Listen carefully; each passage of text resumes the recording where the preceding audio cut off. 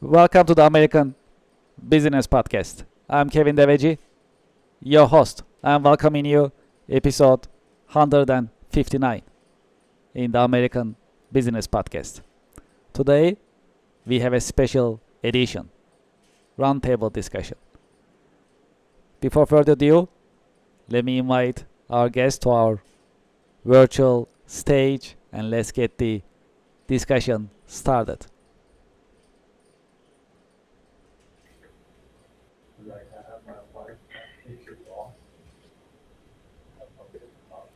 All right, looks great. Let's prepare our screen. All right, let's see. Everyone is on the screen. All right, let's do this. All right, I think looking good. Hello, hello. Welcome to the American Business Podcast, the roundtable discussion. Hi. Great. Thanks for inviting us. Hey, Kevin. Thanks for having Of us. course, of course. Hello, David. Hello, Joe. Hello, Anthony. Welcome to this special edition. Appreciate it. Thanks for having Well, us. if that's okay, let's get the conversation started. Well, one of the popular subjects in American business podcasts is AI and AI for business, especially nowadays because AI is very advantageous for small and mid-sized businesses. AI becomes more important because that's an opportunity right now for small businesses to revolutionize their business models and without breaking the bank. It's affordable, AI is affordable, accessible, practical, and it makes a lot of sense for American small businesses. Well, from this point of view, I like to start by getting your take. What is your take on AI for business and how small businesses can take advantage, benefit from AI and AI's capabilities? All right, great. Well, David, Yeah, Not everybody at once. What does AI stand for again? Yeah. usually the technical guys hop in and take control of the conversation. So I'm going to hop in here as the one non-technical guy on the panel here. And as a small business, we use AI for a number of things. I see it's a great help to take care of those mundane tasks that maybe you have to do every day that take time. And it helps shuffle some of that stuff around and makes it a lot easier for you to do. We use it all the time here at Pupfish for presentations, maybe not to do the whole presentation, but maybe to start us on an outline that we can work with. We'll use it for technical capabilities, to take care of any technical issues that we may have questions about. It's easy to reach out and do an AI query to see, what they come up with. But we are looking into the future for other possibilities for AI. One of the things that we would use it for is, say, we have our degausser, right, which can do 1,300 drives an hour. But we can't keep up with that and record the data that quickly. But there are cameras now that can take good quality pictures of the devices it's going by on the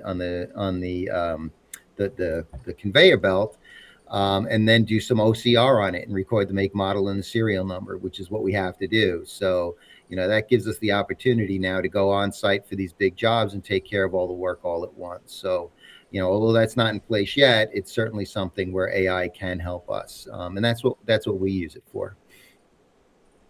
Right. sounds great. How about you, Anthony? What is your take on AI and AI for small businesses in the US and Well, globally? Yes. yeah. Well, here's the thing. We first started internally, all right, just to automate some of our own processes and so on. The guys are trying to automate me. I don't know if that's going to be possible yet because I think a lot different than a computer. But the things we've developed bots within. So in each department, we have something called Jarvis that we created, which basically works with Slack. That depending on the department they're in, they can just ask Jarvis within Slack, questions and so on. It's all secure. We make sure it passes all the muster that Joe would put us through. So they have that going on. So basically, it allows us through APIs and everything to connect securely to our databases. And so we can find out, even if we get the phone rings, for example, it comes up with the entire information about that client for us. at least the pertinent information about it, so we have it at fingertips. The other thing too is if it's something that's coming in off the SEO, the website or whatever, it looks that company up for us, so we have an inkling of who they are and so on. Pick up the phone intelligently. We also created outbound bots that can make phone calls and so on. We're just testing them right now internally. It's very interesting. We had created another one called Megan, which is making phone calls right now, and it's trying some things out. And I'm working on somebody called Callie right now, which is going to be a very fun bot, and it's going to be enjoyable. I would want to hear it, all right, because I'm developing this. So it's a lot of fun projects we're doing right now, but we're finding increased efficiency now in every department. I mean, we're working now so much better and leaner. We could take on more clients without having to hire staff now. So that's what it's all about. Joe, you could probably chime in on this. Well, first of all, I think you're mistaking automating with cloning. I think they want to clone you. That's what they are. No, they don't want more of me. And when you said they Megan, want something they get shut off. And when you said Megan, I'm thinking of the movie That Doll that was automated. So I don't know. That's exactly the movie. They named it after that. Yes, I realized that. From a cybersecurity standpoint, and I think that the way that Anthony and Dave use AI is fantastic. We're using it in a couple different ways in our company. From my perspective, since I'm not the one doing the coding and the penetration testing and the SOC work for our clients, I'm using more of the informational piece. But as I tell everybody when I do my trainings, is that you can use it for informational, as I'm ghosting on the screen, but you should also verify the information. There's a lot of misinformation that might be coming from it because there's different AI tools out there. So it's great. I mean, I use it because sometimes, I have a brain fart and I need to say, hey, what was it that thought I was thinking about? Kind of pull it together. But also from the technology side, it's being used to really do a lot of threat detection. It's trying to keep up AI with AI for the hackers that are out there. So it really is a very beneficial tool if it's being used for good and the right way. That it could be used in all these cases and really be productive for everybody's business. Yes, and actually, I like to also shift the conversation towards security a little bit, which is very important, right? And actually, I had a meeting earlier today, and one of the prospects asking us about how to use AI, especially to compare price. And they have e-commerce services. They are selling widgets. So they were asking us how to utilize AI, ChatGPT, and others to search for competitors' pricing and compare it to theirs, for example, in terms of competitive advantage and where they are. So, well, the challenge here is, of course, just as soon as they put their information out there in ChatGPT or another LLM, then it's just out there, right? Hey, this is my pricing, these are my products. Can you compare it with competitors? That's where they were going fundamentally. So we were like, wait a second, where does it go? And how long is it going to stay? Now the world has their information. So the importance of the security. So what is your take on this? Yes. Yeah, I'll start on this one. So I'm, I know we're all big on security as far as using AI.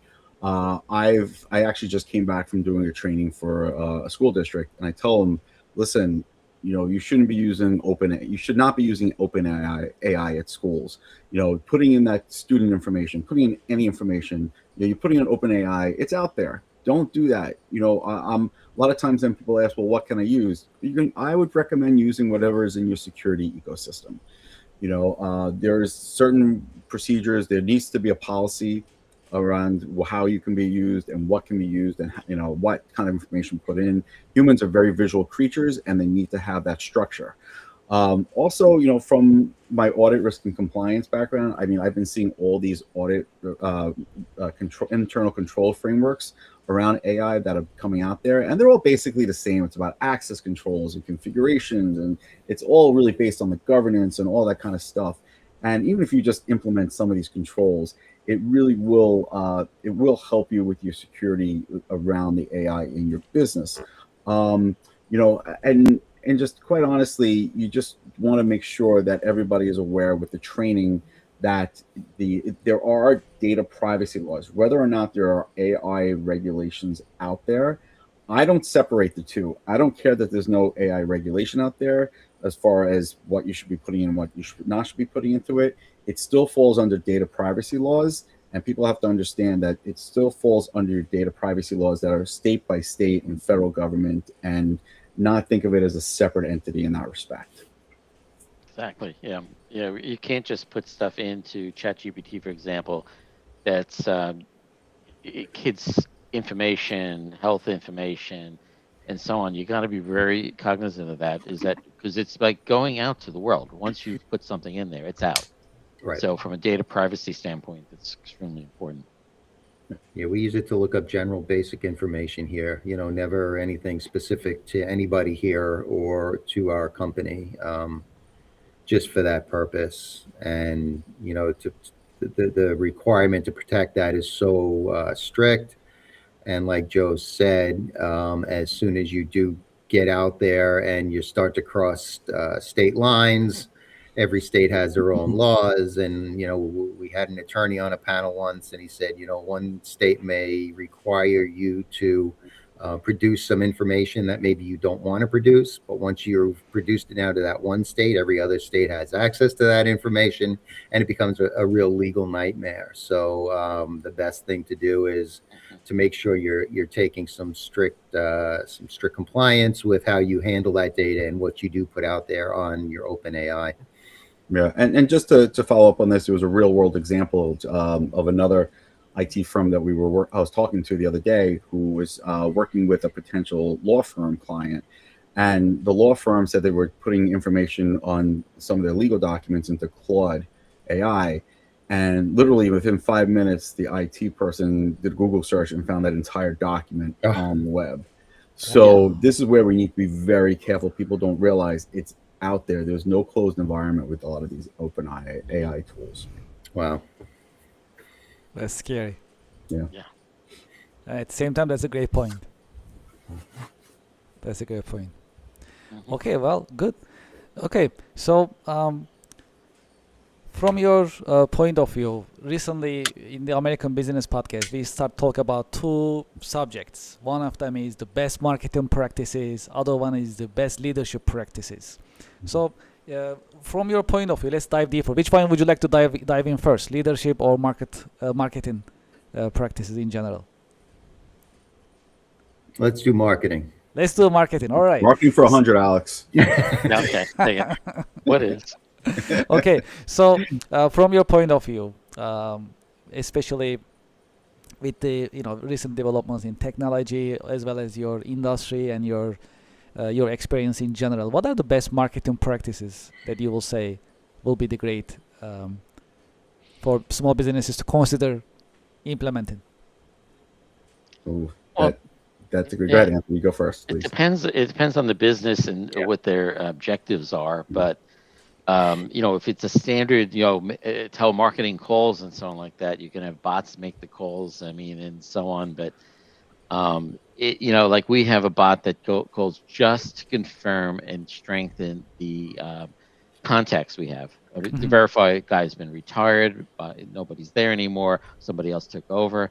The bot's smart enough to do that. It makes the call. It just freshens the lead for us. All right. That's one aspect from the marketing aspect. And from a social media aspect, the posts and so on, it can generate posts for us and find content for us. I mean, I have a morning thing I wrote. Actually, I didn't even write it. I had AI write it for me, and I created a Power BI scripts and so on that gives me a synopsis, like a daily report of all the cyber incidents that happened today, with what is going on within my company as far as like posts we did, also from a standpoint, an industry standpoint, what's going on in the industry, and then if it wants me to generate a post for the information of the day, it will. That can be now put up and sent over to marketing. We also have a marketing bot in the morning. We have 5 guys, 5 people, 5 synthetics that meet every morning before the day starts, that communicate, will actually have meetings, talk to one another, and then give us some marketing content that gives for my real person, marketing director Sam. So That's cool. Well, how is the feedback you get from the market when you utilize the AI agents, AI employees, AI bots? it's some of Right. them very like get hang-ups. Some of them are very funny because we record all these. And we get to the point now is that the bot I'm creating, Callie, is going to right now, right off the bat, say it's an AI bot, and it's going to be a very cute interaction. All right, because if somebody like that called me, I would want to stay on the phone just for a little bit to test the thing out. So I'm making it fun. All right, so we're going to see from a marketing standpoint how that goes. I would say, Dave, you can go first, and then I'll jump in. You sure, Joe? Yeah, no, go right ahead, please. All right. I'm afraid to let you go because you leave me with 10 seconds at the end. I don't leave you with that much time. So, from our point of view, we're more traditional in our marketing. Most of our work comes from referrals. So we're out there doing, the networking, meeting companies that are great.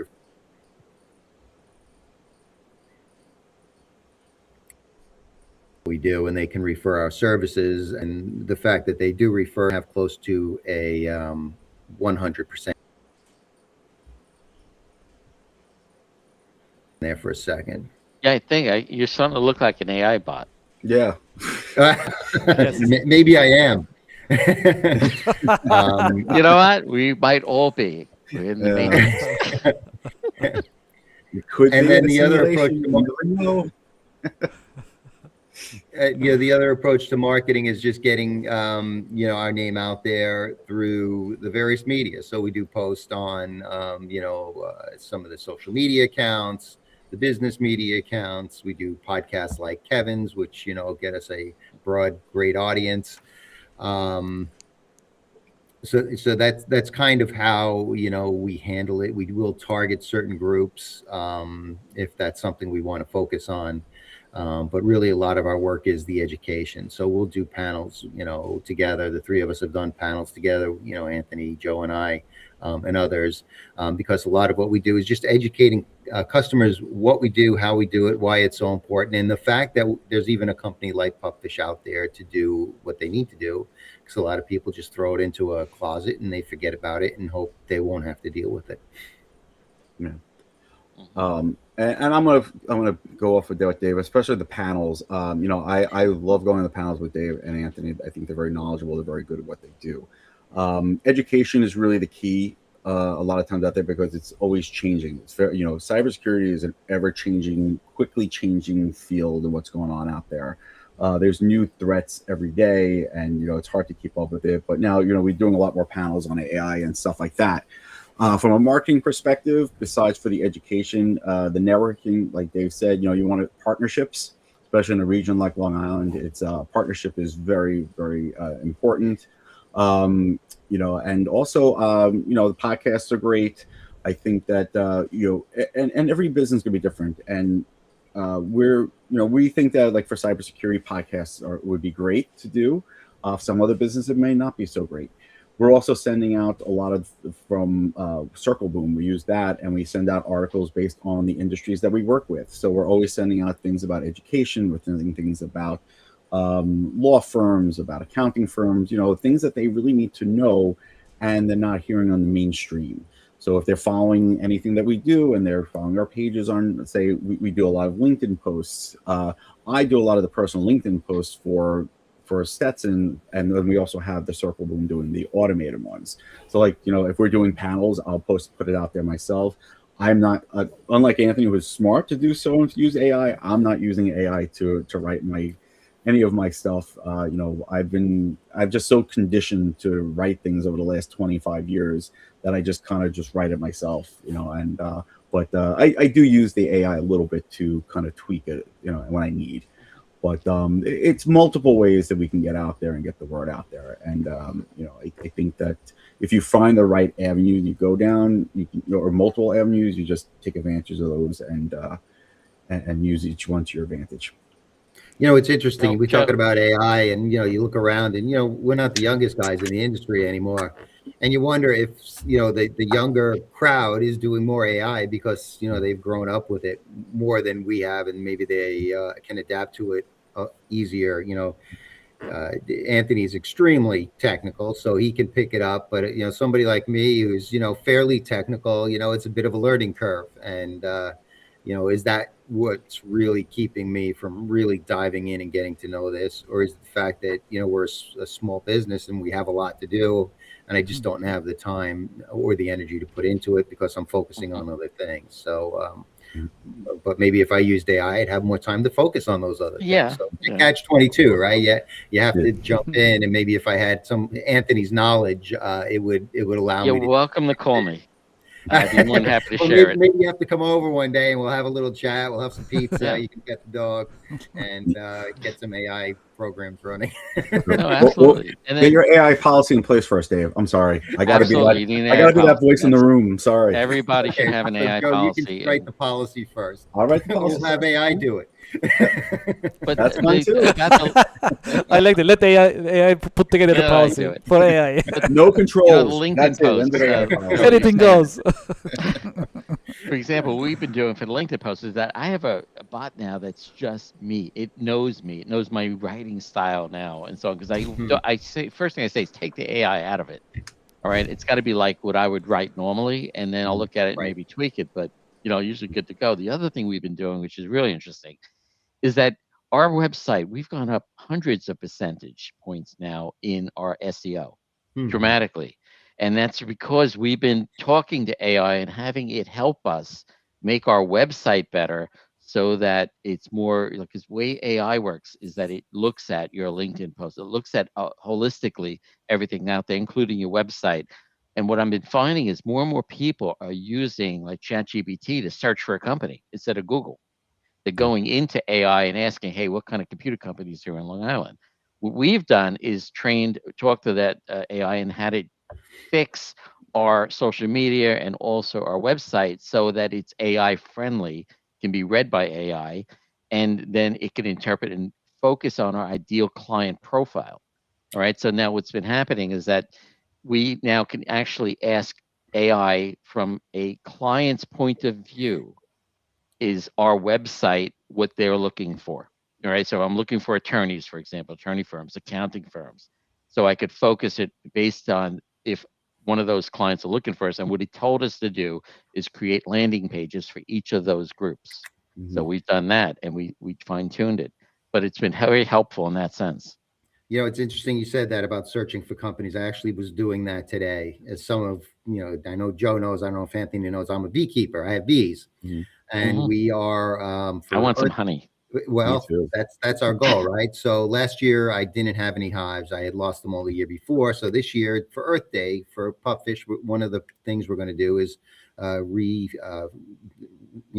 get my hives back up to shape, paint them, and then bringing in some new bees first week in May.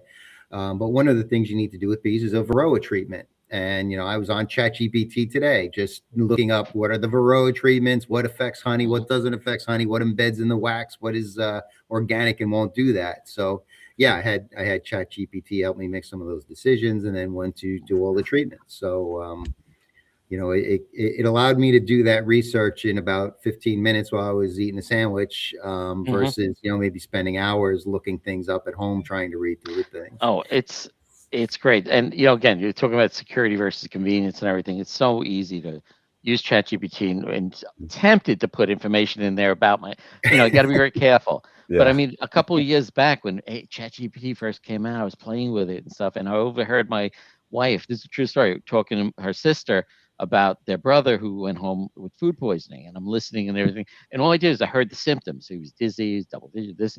I threw it in ChatGPT, just the symptoms. All right. And said, what does this person have? Because they said he went home food poisoning. It says he was having a stroke. Send him to emergency immediately.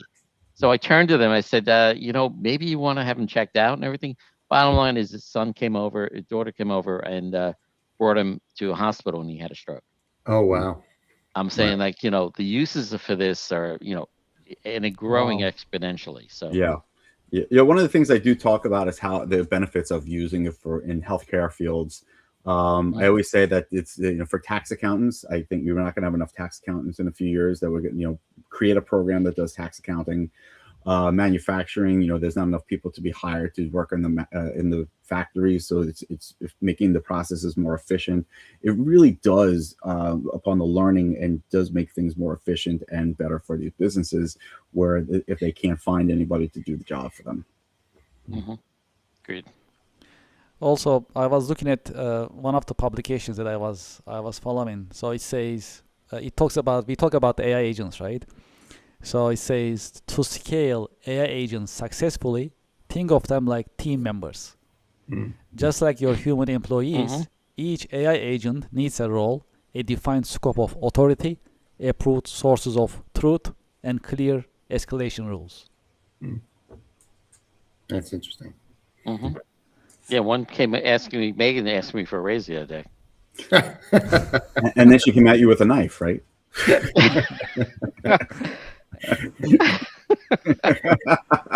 Scary world. That's definitely interesting. I actually heard about something similar before, using and position AI agents in organization charts. So there is David, there is Absolutely. Anthony, there is Joe, there is Kevin, and there is also Megan, just like you mentioned, in the organization chart, right? So we know where the Megan is the AI agent and the role. Nobody wants to work under her, though. Yeah, no.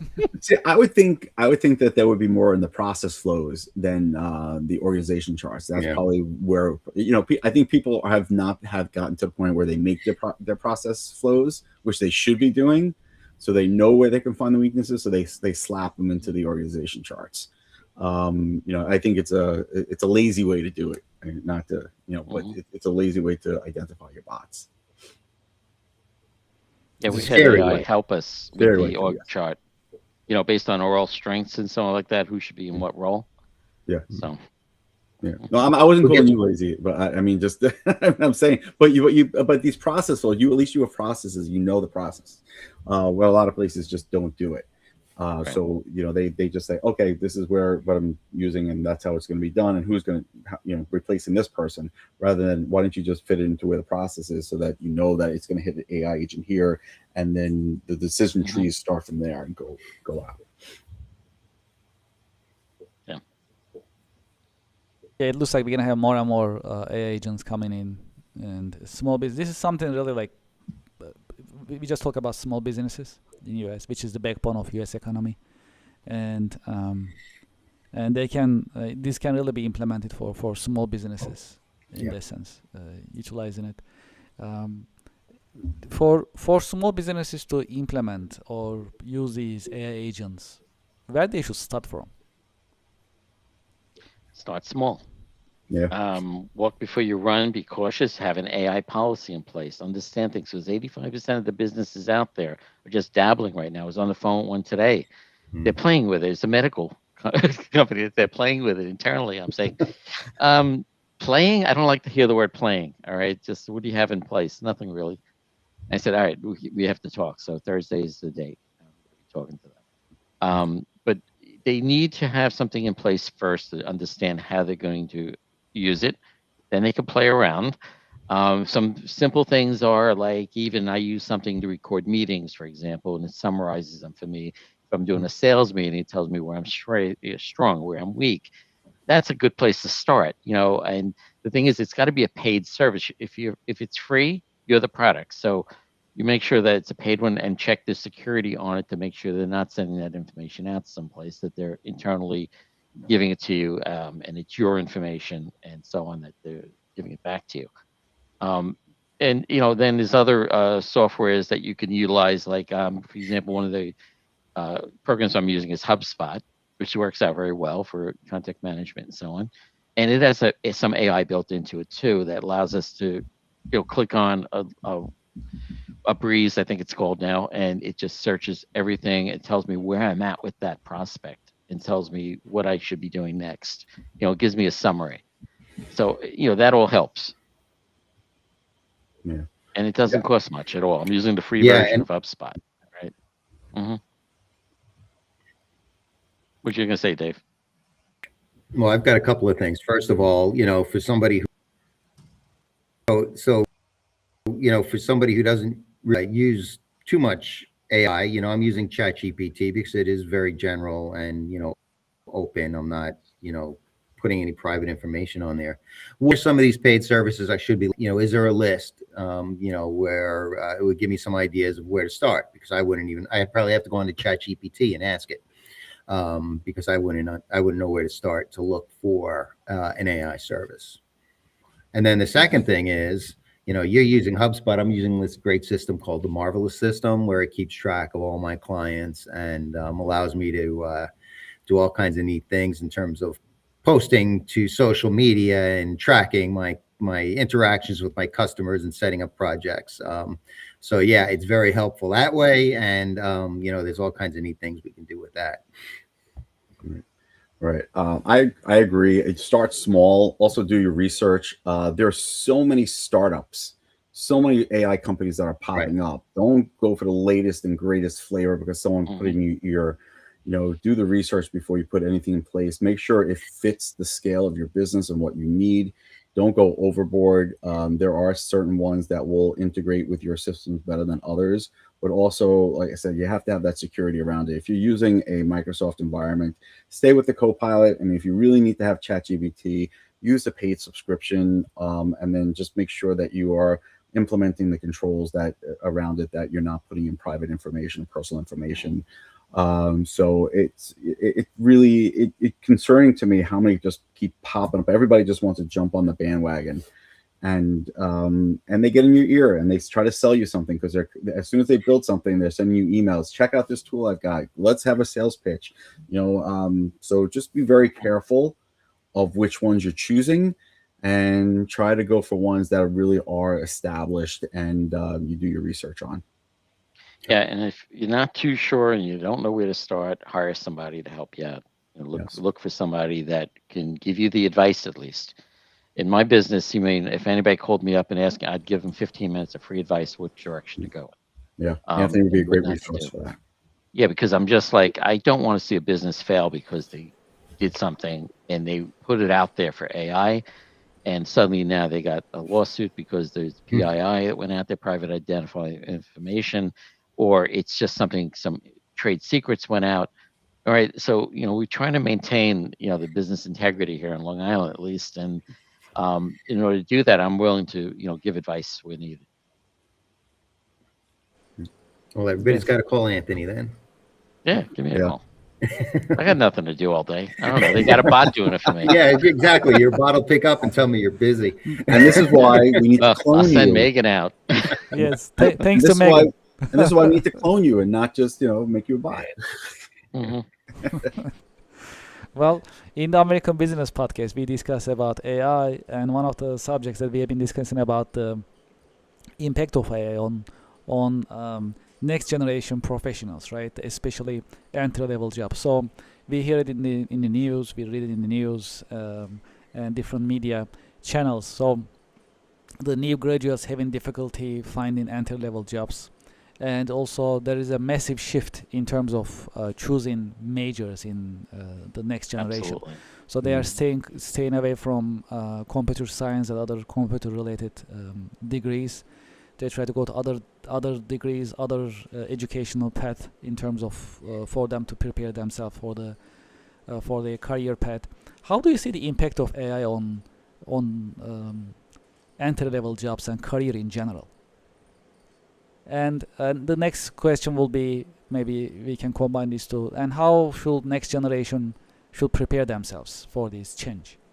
I'm going to start with this one because I have very strong feelings about the next generation, and even with cybersecurity and AI, we have to stop starting to teach them at the college level. It has to be taught in the high schools or even before that. I can't tell you how many career fairs I go to for high schools where they come to the table. They have no idea even what cybersecurity is. They don't know the definition. They don't know anything about it. And of course, AI is like in everybody's ear, but they don't even know what it is. Nobody's teaching it in the high schools. So when they're going to college, they're taking majors that maybe computer science, or they're taking now these new cybersecurity. Everybody has cybersecurity degrees. And honestly, I tell these high school kids not to do those. Maybe the computer science, if you really want to go into the IT world, fine.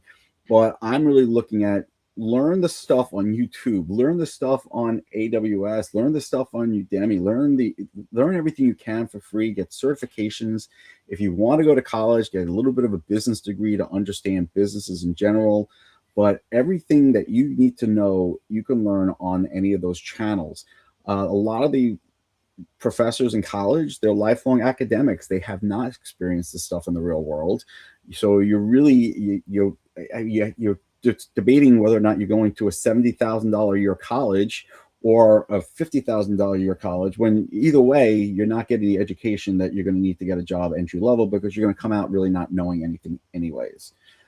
So I'm a big proponent of getting them learning and having cybersecurity programs in the high schools, include the AI piece of that as well, having curriculum in there. And then having the guidance counselors also be retrained to understand that not every kid is adapted to go to college for a 4-year college, for a 2-year college, or the big colleges, because it has to be part of a blue ribbon award-winning high school.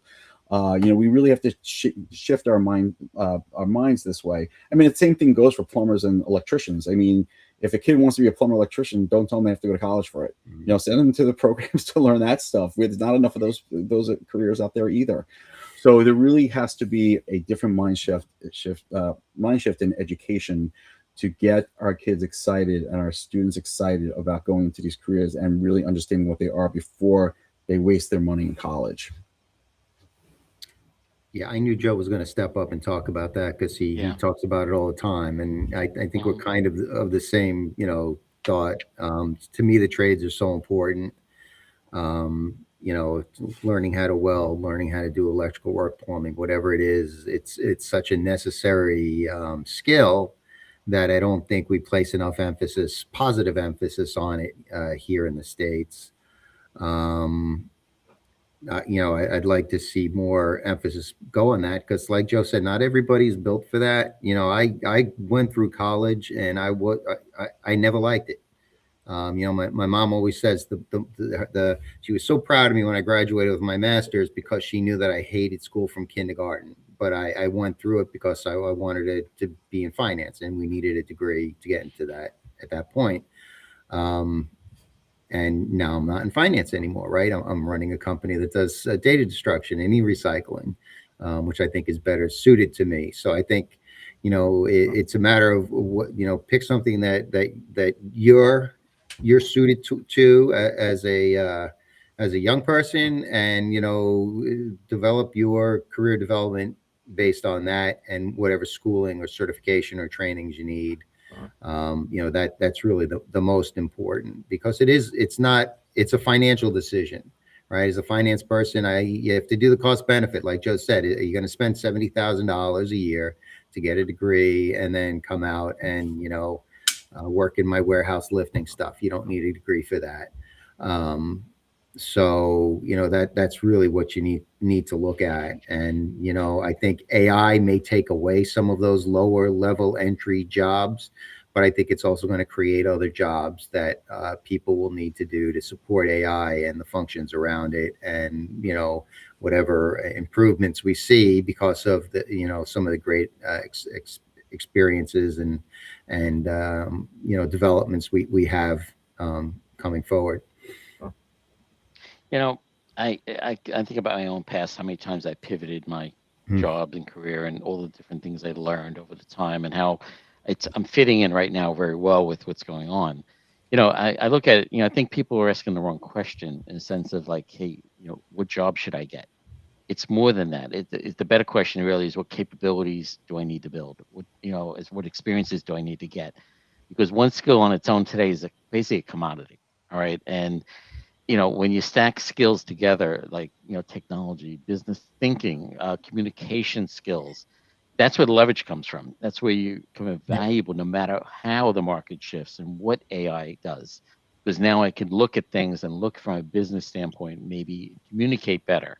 I'm basically stacking my capabilities, because I have a lot of different experiences. I can apply in different areas now. So I'm thinking, when a kid asks me what job I should go into, it's not the job, more as fact what skills you need. Communication is key. Be able to speak and so on in front of groups. I think that's very important. Yep. Problem solving, analysis, all those things. Mm-hmm. Right. Yes, when we think about how next generation can prepare themselves, these are important points that they need to think about. Also, it's shifting too. For example, in terms of picking the right career, and also if you are in a career, to understand you're in the right one, really, like being happy and being productive at the same time. One of our guests in the American Business podcast, for example, he mentioned an important point. When you are working, if you feel like time really passes by so easily, that's a good sign. That means like you don't feel like time is passing. It's just feels easy. It's not easy. You work on it. You work for it. But then at the same time, time passes by. That's the feeling. Yeah, I think Then we've again. all had those kind of careers and jobs where we've worked at it and it feels like it just never ended. It just was the slowest day ever. I spent so many years in that mindset, and until I started shifting to the IT, information systems, and cybersecurity, and what I'm doing now, I love what I do. I mean, I'm really free to give back to the community, like the things I've learned in my career, and to just not feel that stress of, hey, I got to get this done in this place, and because this corporation needs it, and because we got to get the 8K out, and I'm like, just like, that's not for me. But I'm able to help small and mid-sized businesses and use the skills I've learned from my business path. And I was an accounting and finance major, and now I'm doing cybersecurity. So go back to Dave's point. It's like, all right, I learned about business, but I learned about business more from working in the businesses than I did from like 4 years of college that I had. So it's really it's really a new experience for me, and I really enjoy going to work every day. And I used to talk about retiring, and now I'm like, I'm never retiring. I want to do this forever. I love what I do. I'll retire after you. All right, well, I'm never retiring either. all right, good. Listen, I'm just going to take up golf now because I want to go to more golf outings. Not that I want to retire and play golf. I want to go more golf outings for work. Mm-hmm. Yeah, so these are all important points that we need to think about in that sense. Well, okay, yeah, this is good. Well, today we talk about AI. We talk about the impact of AI in small business. Also, we talk about next generation. Is there anything that you like to share in this part of the roundtable discussion? Anything that you've seen in your Parting practices? Was that? Right? Parting words. Parting words. Our last words. Basically, I would just say anybody coming into this, kids graduating, everything's just be an infectious learner. All right, and try to do something that you're going to enjoy, and that's success. I would also kind of echo that students need to really figure out what they want to do before they get to college, and if they like stuff like this, try to learn on your own. And for businesses, when you're using AI, don't jump in feet first. Do your research, put the controls in place. I know we've been talking about that over and over again, but it really is important. You don't want to put the cart before the horse, I always say, right? And that's what we seem to see a lot when it comes to small and mid-sized businesses, because they hear the buzzword and they want to jump on the bandwagon, and then something happens where they're just have a data breach, or they're exposing data, and they're doing things that they're not supposed to do. So just going carefully, and don't do your research before you get into anything like this. And I'm going to touch on leadership, because that's something you mentioned that we never got around to. And I think it's important for young people to, when they are looking for a position and they're looking to develop their careers, to find a good leader, somebody to follow.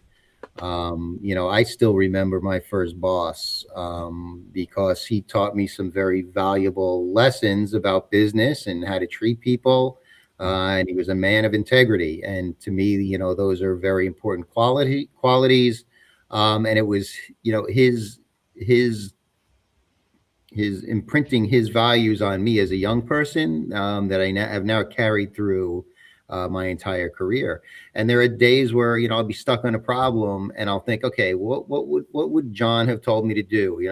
How would he have challenged me to answer this question, 40 years ago?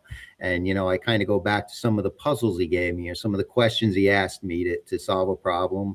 And they help me today. So getting that leadership experience to help you later on in your career is very important, and they're lessons you'll carry through life. Yeah. These are. Yeah, go And ahead. can I just add Yes. to that, because that's a great point. I've had some horrible bosses and I've had some good bosses. The thing you also want to do is you want to take away those experiences, the positives and the negatives, because I've taken those horrible bosses and I've said, I'm never going to be that way. And I'm not that way. And then I've taken good experiences, whether it be from a boss or from even a retail job or a mall job. Hey, I've learned how to communicate with people. This is what I've taken away from this. I can talk to any type of person coming in with a bad mood, good mood, and things like that. So there's no job, big or small, that you're not going to learn a little something from that'll carry into your career. Absolutely. Yeah.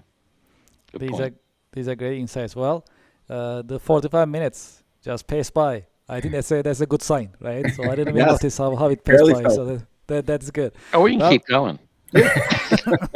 Dave's got 5 seconds left. Dave, Yeah, so you leave me, right? 5 seconds at the end. oh, you just gave it up. That's what you've done. That was a great discussion as always. We should keep it going. These quarterly roundtable discussions are great, and our audience listeners, they love it too. So I'd like to thank you, Joe, Thank you, Kevin. Anthony, David. Thank you very much for Thanks, being with Kevin. us in the American Thanks, Business Podcast in the roundtable discussion. Appreciate it, and looking forward to the next one. All right. Very Take good. care. Same here. Thank you very Everyone much. have a great day. Thank you. And to our audience and to our listeners, I hope you enjoyed today's roundtable discussion. I like it very much, as I always do. Thank you for listening. Thank you for watching. We'll be right back after a short break. Thank you very much.